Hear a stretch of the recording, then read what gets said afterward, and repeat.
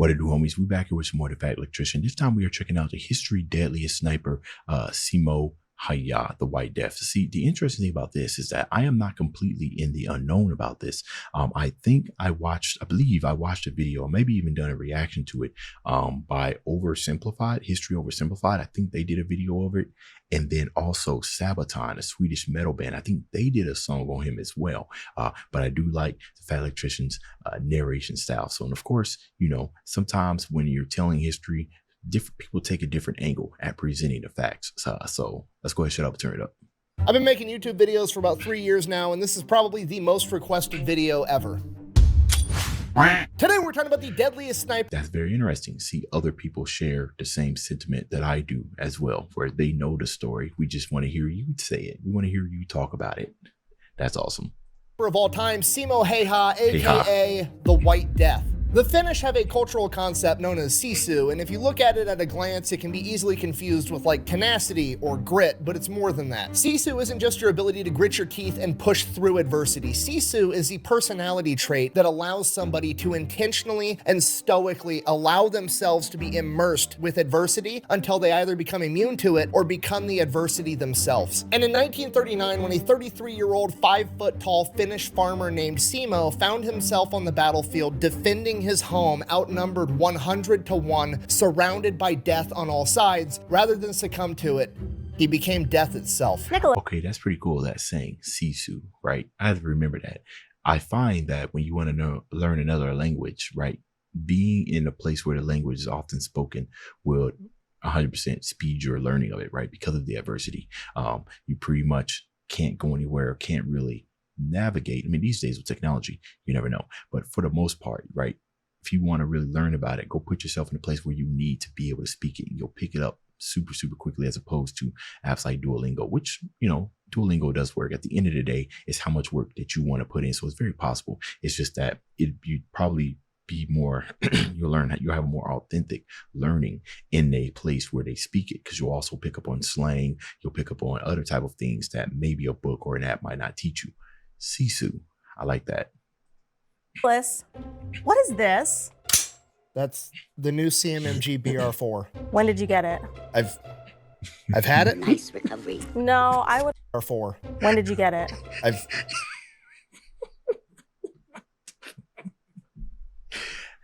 Hey, I'm gonna tell you this right now, bro. I'm pretty sure those of you that are watching that are married, and women as well, have made this face. I feel like I've made this face today. At some point, my wife found something, I was like, that exact same face right there. I've had it. Nice recovery. No, I would have remembered something like this. Okay, fine. I just got it, but I had to because it's the only one they Cerakoted to look like a Busch Light can. So you got a new toy. What do I get? I mean, what do you want? I don't know. I'll do some shopping and I'll let you know. So have fun with the ad. Mayday! Mayday!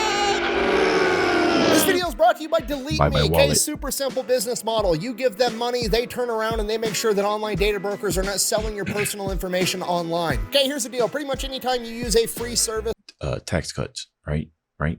You include the gun inside the video, right? Prove that it, you got it for content. Tax write-off. Yes.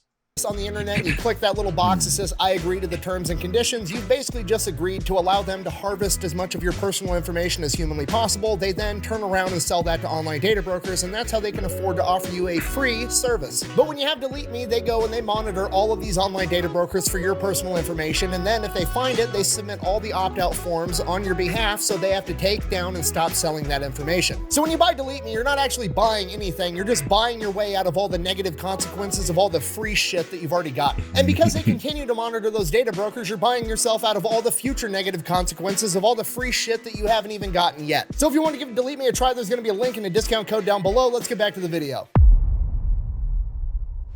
All right, Simo Häyhä, he was born on December 17th, 1905 and grew up on his family farm, which was right on the border between Finland and Russia. Now, when I say farm, people automatically think of like some dude in a baseball cap and overalls holding a pitchfork with rows and rows of corn in the background. It wasn't one of those kinds of farms. This is what you would call a forest farm, which is a lot more akin to like what we would call a homestead today. Basically, Simo grew up in a cabin in the woods and they had a really big garden and they grew enough food for themselves and then had enough extra to like he'd take it to the farmer's market and sell for money. So Simo essentially grew up his entire life in this harsh, hilly, wooded, snow-covered, freezing environment. This is his baseline, okay? This doesn't suck to him. This is just your normal everyday stuff. Walking uphill every direction through the snow is just a good day to him. And this almost goes without saying, but I'll mention it anyways, that hunting was also a humongous part of how his family put food on the table, and Simo did that from a very young age as well, hunting in this harsh environment. Unfortunately, Simo was pretty intimately acquainted with death at a young age. He had 4 brothers and 3 sisters. One of his brothers passed away in 1918 in the Finnish Civil War, and another one of his brothers passed away after suffering from heat stroke on a construction site. Simo is a member of one of the last generations that didn't have the luxury of quitting, okay? This guy was born, and the minute that he could walk, he was helping his family in their fight for survival. There was no quitting. There was doing or there was dying. And if you're not picking up what I'm putting down, the point I need you to get from this is Simo's a small guy. He's only 5 foot tall. He's 110 pounds, but he literally doesn't know what quitting is.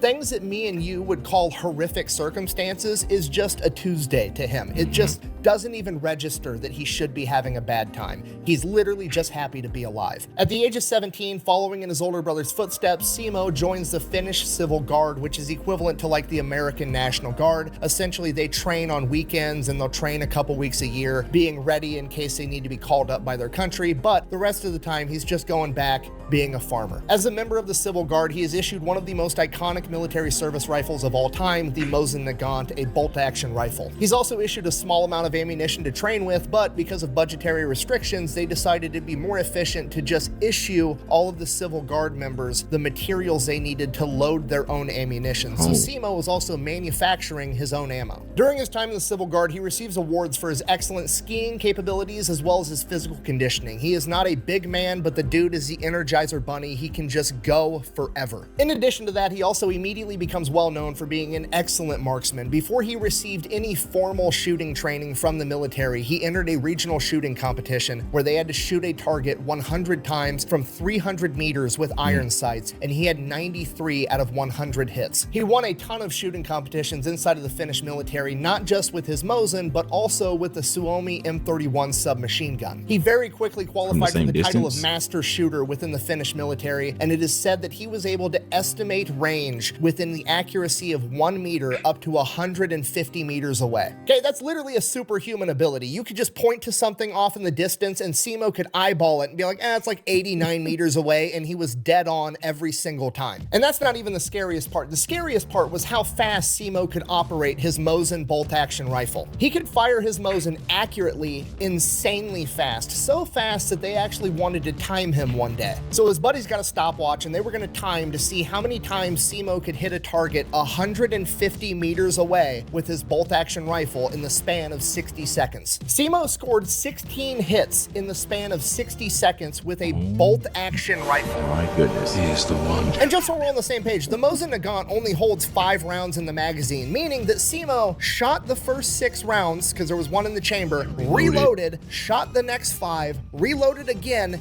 and shot another 5, hitting the target 150 meters away with fucking iron sights every single time. Okay, if you don't know much about guns, this is the only bolt-action rifle I have, but he had to do something like fire 1, 2, 3, 4, 5, reload the gun, and then he did that 2 more times in 60 seconds with 100% accuracy. So Simo is just a natural superhuman level shooter. So this goes on for 2 years, and then at the age of 19, he ends up joining. You know, one thing, I know some of you guys that are watching are probably hunters yourselves, probably grew up like that. So, when you go to these type of shooting ranges and everything, you already come with life experience. But then there's the supernatural, like Simo here, right? Where, of course, you know how to shoot, but that don't mean that you're as accurate. You know what I mean? Like, it's just the accumulation of his upbringing, obviously, is what brought him here. But I feel like it's a little bit more than that, right? Obviously, his talent, supernatural, even amongst people who grew up with the same adversity and went out there and shoot. So yeah, because I imagine the people that he's shooting with, they're probably not so bad themselves. So yeah, superhuman amongst other humans. Joining the Finnish active military, because at this point in time, Finland has mandatory service of 15 months. And Simo gets attached to a bicycle battalion, which is, it's something I honestly can't decide if it's hilarious or terrifying, the image of Simo rolling up to a battlefield on a bicycle. So he serves his 15 months in active duty military, nothing really going on at this point in time. Then he goes back into the Civil Guard and continues being a farmer. And that's pretty much all he's got going on for like the next decade. He's just in the Civil Guard, winning shooting competitions, going back home, taking care of his crops, and going hunting. Right. November 26, 1939, an event known as the Shelling of Manila happens. The real quick, oversimplified version of this is essentially Russia wants to take over Finland. Finland isn't down with that, so Russia now has to come up with a reason to go to war with Finland. They can't find any legitimate reasons, so they fabricate one. Simply put, this is a false flag event. The Russian military shells near a Russian town near the border with Finland. They then turn around and say, well, actually, Finland is trying to shoot artillery at our town, so we're going to go to war with them. Finland obviously denies shelling the Russian town because, well, they didn't actually do it, and they offer over to Russia like, hey, we're willing to let a third-party independent investigator come in and determine what happened. We did not do this. Russia declines and then invades Finland 4 days later. Oh no! Russia sends in 450,000 soldiers to attack Finland. Wow. Okay, to put that into perspective, the total population, not the military, the total population of Finland at this point in time is about 4 million people. So 25% of the entire Finnish population is getting sent in with guns to attack Finland. And those 450,000 Soviets are being backed up by the Soviet population of 168 million. Seems fair. Calling this a David versus Goliath type situation is putting it mildly. On paper, Finland doesn't stand a chance. But Finland does have a couple of things going for it because in the years leading up to this, Stalin conducted the Great Purge, essentially killing off all of his high-ranking and knowledgeable military leadership because he was worried that they were going to try to overthrow him. So by and large, the Soviet military at this point in time is pretty incompetent. And the Finnish, well, they're Finnish. They've got that going for them, okay? If you've read enough history, you know there's a couple of quick life hacks if you want to live a long, happy life, you know, like don't smoke, eat a good diet, never try to fight the Filipinos in the jungle, and never try to fight the Finnish people in the snow. It's just a bad time. You merely adopted the dark. I was born in it. Now, for Simo at this point in time, he had just last year in 1938 gotten formal sniper training from the Finnish military. Not that he really needed it, but he does have that title now. And when the Russians attacked, Simo was actually out in the field doing a training mission with the Civil Guard, so he didn't find out the Russians attacked until the day after when he was immediately activated and put into duty. So he gets orders, reports to the front line, and his new company commander is a man by the name of Arne Juutilainen, aka the Terror of Morocco. And this man, much like Simo, is a complete and absolute gangster, but instead of being a sniper like Simo is, he's a leader. He's leading men into battle that are going in heavily outnumbered. We're talking like 100 guys versus 5,000 men on the Kola front where they're fighting. So Juutilainen's signature move, embracing Sisu and having no fear, would go out on the front lines in the middle of battle and sit in a rocking chair with gunfire and explosions going off, giving orders to his men to show them that they didn't have anything to fear. And Wow. Simo is now taking orders from this guy. Okay, shit's about to get real. See, I didn't know that. So Simo shows up, they start digging trenches, laying out barbed wire, setting the front line. They end up fighting their asses off for 2 days straight. After that, they actually end up receiving orders to fall back a little bit, which they do. That becomes like Juutilainen's thing. Like, we're not retreating unless we receive orders. We are going to stand here and fight till the bitter end unless ordered to do otherwise by our superiors. So they fall back, and Juutilainen knows that Simo is like from this area. Like, his farm is right down the road. He knows the area, he knows the terrain. So he grabs Simo and he's like, hey, I need you to sneak behind enemy lines and start cutting all the telephone wires. To which Simo replies, and I quote, I'll try my best. And Simo's best is absolutely enough. He sneaks behind enemy lines, he's cutting all the telephone wires, just wreaking havoc behind enemy lines. Ends up making it back completely unscathed, at which point Juutilainen is like, okay, this dude's super sneaky, he knows the terrain, I'm just gonna make him like my go-to sniper for all my shit. Shortly after this, on the Kola front, where Juutilainen is in charge, there is a Soviet sniper that keeps taking out platoon leaders, okay? They're specifically targeting his officers, his best guys. Juutilainen cannot have this happen. He turns to Simo, basically says, go get him. So that next morning before the sun comes up, Simo goes, has a big breakfast, and then takes off. He goes to the general area where this sniper's been operating, and he inserts himself in, and he builds a little snow berm, and he packs the snow down really tight, and then he pours water all over it so that it freezes into this ice wall, and this becomes one of his signature tactics. And this is brilliant because Simo is planning ahead for failure. He is planning on missing his first shot. He never does, but it never hurts to be ready for the worst possible outcome. You see, because Simo already knows knows, growing up in this environment and hunting his whole life, that the first time you fire that bullet, snow is going to kick up all around you into a giant cloud. And if the other enemy sniper doesn't know where you are, they're going to know now. So Simo, thinking 10 steps ahead, goes and eliminates the snow factor. He turns all the snow around him into ice so that there's nothing to kick up at all. And then he just lays there still all day long, not moving. He's constantly putting ice and snow into his mouth so that his breath doesn't create fog, so that there's no way of possibly seeing this guy. And he waits and he waits all day long. And soon enough, the sun starts going down. And as the sun is going down behind Simo, he ends up catching a glint off the enemy sniper's scope, but he's not in a hurry, so he waits. So now he knows where the enemy sniper is, but he's patient and he just keeps waiting and he keeps waiting, and the sun keeps going further and further down, and it's getting darker and darker. And soon we're at the point where there's gonna be nothing but starlight in 15 minutes. And at that point, the Soviet sniper just stands the fuck up out of nowhere, like it was the bell just rang and it's lunchtime at the factory. He just gets up because his shift is over and he starts walking back to camp, and Simo drops him one shot straight to the head. What an idiot! So Simo reports back to Utalainen, hey, solved the problem, no issue. It's been like 18 hours and Simo's already got this guy down, and this guy's been wreaking havoc on his men for like a week and a half. So Simo is obviously super legit, at which point Utalainen basically just lets him off the leash, like, hey, whatever you're doing. Whoa, hold on. So I do know that Simo probably has a lot more, right, than 542. Those are just what was confirmed. So I'm wondering, did he go get dog tags from that person and brought it back, right? Because otherwise, you got a sniper up there. I mean, Simo's trustworthy, right? So, come back, you report to your commanding leader and say, hey, it's taken care of. Yeah, I would trust you. You know what I mean? It's just our lives. So, but I'm wondering, did he ever go to that person, get their dog tags, or however you confirm kills back in the day, and bring it back?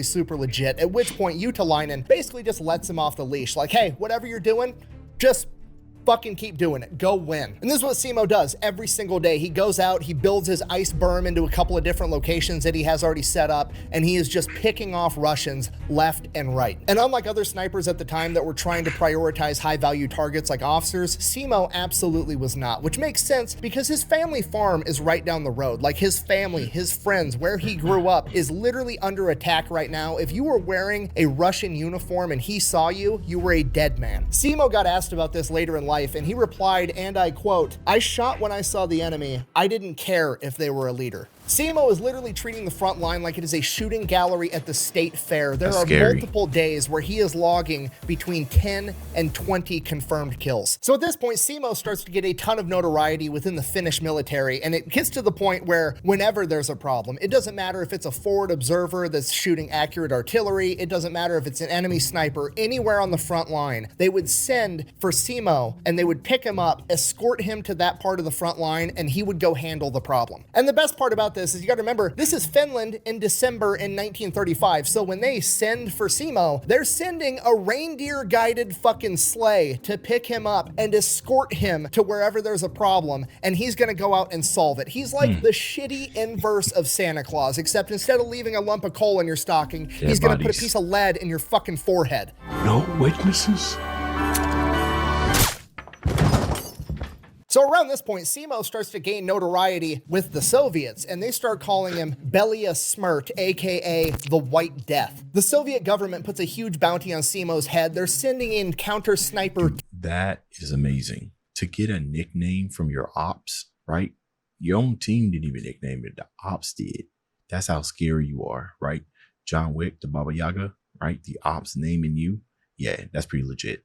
Death. The Soviet government puts a huge bounty on Simo's head. They're sending in counter sniper teams to take out the White Death, and every single time Simo kills all of them. They never stood a chance. The man can shoot 16 rounds a minute accurately out of his Mosin. He's wearing white camouflage in the snow. He's turned all the snow around him into ice, so there's no kicking up snow. You can't see his breath. He doesn't have a scope to catch a glint of. He's literally eliminated luck from the scenario. He is a complete ghost, and he's just wiping the floor with the entire Soviet military. So eventually the Soviets are like, okay, we're just We're just going to quit fucking with this guy. We're going to quit sending men into that area of operation where we know the White Death is, and we're just going to focus on other areas. And Simo takes this as his opportunity to go play offense. So he goes to Utalainen and is like, hey, give me a squad of guys. I'm going to lead them into battle. We're going to go behind enemy lines and we're going to take the fight to them. So Simo starts leading a squad past enemy lines at dusk every night, and they would literally ski miles and miles behind enemy lines where the Soviets think they're safe. And back there, they just have these massive bonfires that they're all sitting around eating dinner, drinking, smoking, having a good time at the end of the day. And Simo and his men would ski to within like 100 meters of them, dismount, and low crawl till they were right up on top of them. And then Simo and his men would pop up with submachine guns, mow down all the Russians, and then steal all their equipment, all their guns, all their ammo, all their food, and fucking bounce back to the front line. Okay, it's literally guerrilla warfare on ice. It's absolutely terrifying. And you gotta realize, this is all within the span of like a month. By December 25th, 1935, Simo already had over 100 confirmed kills, and his record was 25 men in a single day. So the Soviets double, they triple their efforts trying to take out the White Death. They start sending in counter sniper teams with forward observers with them, and then as soon as Simo shoots one of them, they start just calling in artillery in the general area that Simo's in, but they never ever hit him. Whether it's luck or divine intervention or just fate, Simo makes it away every single time. You know, I'm sitting there thinking, right? If he's able to accurately judge from a distance, which means he knows about, you know, those cannons, and he probably knows about their range and how accurate they are. Probably knows about a formation, and that if they shoot a certain way, these are specific areas that they don't hit. It's not too far off. I mean, if he's a marksman, right, it's only natural he would know that type of information. He knows how to stay out of the danger zone. And his super effect, right, Simo's super ability is how far he can shoot. So you just use that to your advantage, right? You just stay out of range of the artillery. Most people can't do that, right? They need to be up to a certain amount of distance in order to improve accuracy. But it's Simo here. So divine intervention or just fate, Simo makes it away every single time. And the best part is, every single time they try to do this tactic, the odds of them actually accomplishing their goal gets less and less, because every time they're sending in their best guys and Simo's killing them. So the quality of the men that Simo's going up against is constantly deteriorating. By January of 1940, Simo is an absolute legend with over 200 confirmed kills, 51 of which he got in 3 days. One of his other records at this point in time was he managed to take out 5 enemy snipers in a single day. Because of everything Simo's accomplished, around the same point in time, Utalainen's boss, the general in charge of that entire front, pulls Simo back, and they have a ceremony where they award him with an honorary rifle. It's also a Mosin just like his, but it's, you know, very nice, decorative one, and they award it to him. And you have to realize at this point in time, Simo is very, very important to the Finnish war effort. Not only is he out there just being a one-man army, wrecking house, taking it to the Soviets, but he's also huge for the morale of the entire Finnish military. Like, he is the hero that everybody's looking to, like, this guy's on our side, we might be able to win this. He is such a big deal that the general's wife knits him a pair of wool mittens, okay? It sounds like just like a nice pleasantry, but do you know how fucking gangster you have to be for the general's wife to feel motivated to knit you in particular a pair of mittens? And not only that, but the amount of time it takes to knit them. And she probably put like all of her strength and all of her power into it. It probably even more warm than anything else out there. But the time it takes to knit those, oh yeah, yeah. Wife to feel motivated to knit you in particular a pair of mittens. Okay, that means the general is going home every night telling his wife, like, sweetheart, the White Death is the shit. He's the key to winning this war. He's everything right now. And the wife is like, oh shit, I better do something nice for this guy because he's literally gonna save the whole country by himself. So Simo gets his ceremonial rifle, gets his wool mittens. He's also awarded a pocket watch, which at this point in time is a huge deal to have a watch. So he gets all that. And usually at this point in time, you know, bigger, more powerful countries like America would pull you. Wait. Why is it a big deal? Were watches scarce? Was it difficult? Were watches like, you know, not modern watches, but, you know, wearable watches, pocket watches, were they rare to come by? They're really expensive. I mean, obviously being able to tell time. He's a hunter, right? He's a farmer. So he's probably able to use geographical clues to tell what time it is, position of the sun and whatnot, sundial, probably not that ancient and everything. So he probably has a good, accurate representation of what time it is, or a sense of what time it is. But why is having a watch a big deal? Yeah, let me know.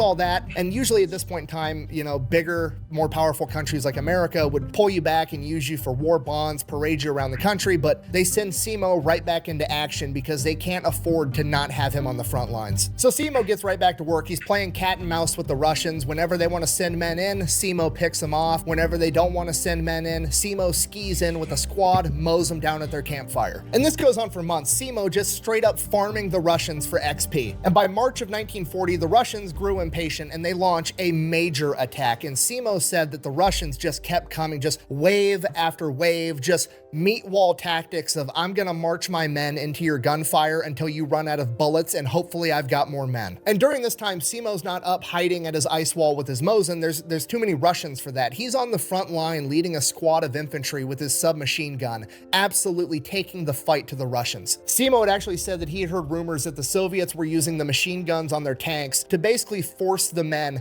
to march into gunfire, and if they wouldn't go, they would mow them down with the tank. And after seeing how many men were just coming straight at their lines, getting mowed down, Simo believed it. During this time, Simo set his all-time record for killing 40 men in a single day.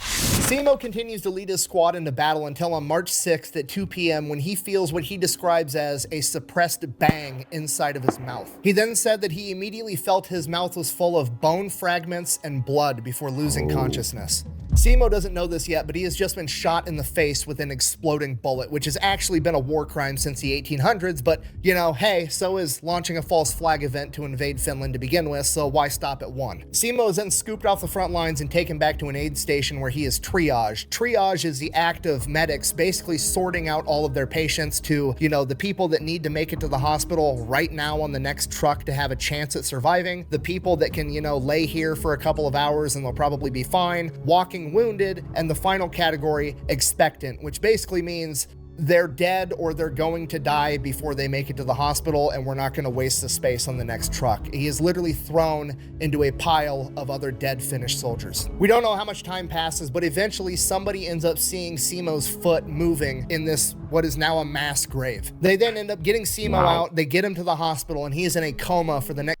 Acts of divine, for sure. Somebody just happened to be looking there, because we don't know how often he was moving his foot in a mass of bodies. Somebody just happened to be looking and saw a foot move. Was it a twitch? I'm not sure. Was he doing, I don't know, but that acts of divine. Come on now. A mass grave. They then end up getting Simo out, they get him to the hospital, and he is in a coma for the next 7 days. He then wakes up in the hospital on March 13th, 1940, the very same day the Soviets sign a peace treaty with Finland, effectively ending the Winter War. Coincidence? I think not.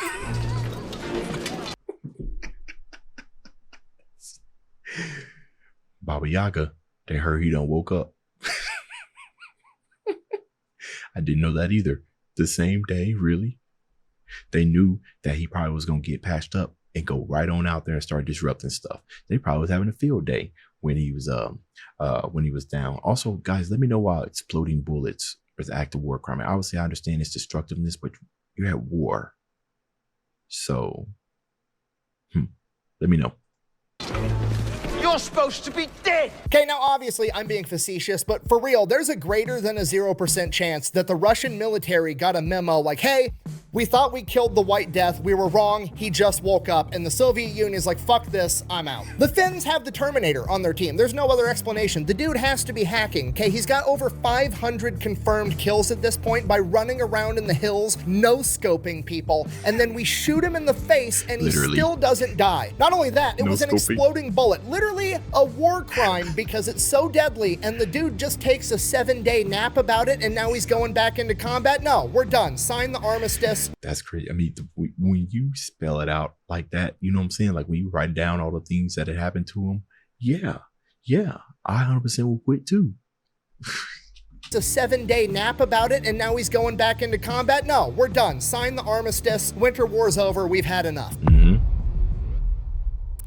Now, the war ending is actually great news for Simo because now the hospitals aren't constantly under the threat of getting overrun by Soviets or getting hit with artillery, so they're going to actually be able to get him the surgeries and care that he needs to make the best recovery humanly possible. He spends the next 14 months in the hospital where he undergoes 26 reconstructive surgeries on his face and jaw. After those surgeries, Simo makes a pretty good recovery. He gets released from the hospital, he is released from his military duties, and unfortunately, part of the armistice between the USSR and Finland is that some of the lands that Finland had got relinquished over to the USSR, including Simo's farm. So the Finnish government actually gives Simo a new farm with a house roughly the same size, same type terrain, as close as he could get back to his old home. And from there, he just goes back to doing what he was doing before. He's farming, he's hunting, he's walking around in the woods by himself. He just goes back to doing his thing. For his service, he was awarded the 1st and 2nd class Medals of Liberty, the 3rd and 4th class Crosses of Liberty, and in 1941, he was nominated for the Mannerheim Cross, which is the Finnish equivalent of the American Medal of Honor. But unfortunately, that medal didn't actually get conceived until 1941, which is after Simo's service. So a lot of the paper pushers inside the Finnish government denied him getting the Mannerheim Cross because I guess his service was before that award existed, so that wouldn't make sense. So he never actually got the Mannerheim Cross, but the man deserved it 1,000%. The final stats for his short time in... Here's the thing, especially when it comes to a war, it's like, yes, right, they're nice to have, but it doesn't disqualify what you've done in the military, and they all know that. You know what I mean? You don't need, it's nice to have, but you don't need no emblem right there to prove, to get that respect. So it didn't matter. I don't think it matters that much. I don't think it does, right? And I'm sure Simo probably didn't care about having that either.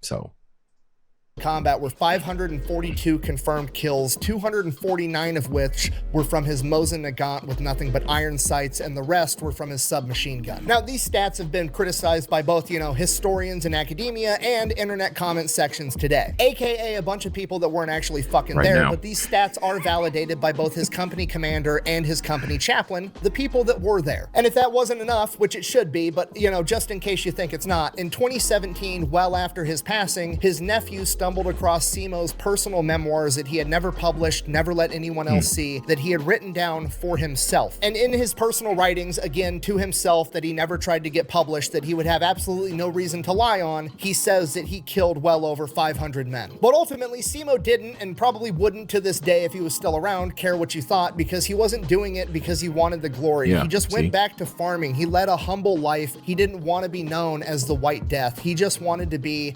left alone. That was his happily ever after, just living on a farm, doing his own thing, and that's exactly what he got. Okay, worth noting, he passed away in 2002 at the age of 96. The Soviet Union fell in 1991, okay? Simo Häyhä took the fight to the enemy to a degree that no other singular human ever has in the history of the world, and then he gets shot in the face with an exploding bullet, again, a literal war crime, shrugs it off, and then proceeds to live longer than the country that he went to war with. That's gangster as fuck. And that is the story of Simo Häyhä, the White Death, the farmer's son that rose to the occasion, defended his country against all odds, showing the enemy the true meaning of Sisu. Thank you for watching. Best way to support the channel is go buy some merch over at thefatelectrician.com. Quack bang out. The real moral of the story here is you should probably just be nice to everybody, because that little 5-foot guy at the grocery store might be the biggest badass of all time. Just might be. Yes, I got some information out of this that I did not get from the other videos and stuff that I've watched. So this was very, very interesting. Of course, I don't even know if we have, don't we have somebody like in America that's come close to, I've never seen a movie about it, but I thought it was based American Sniper or something like that. It was a movie somewhat similar that was talking about kills, and he was a sniper as well, but I'm not too sure. But anyways, good information. I have learned a lot. Hopefully you guys have too. Dave's out.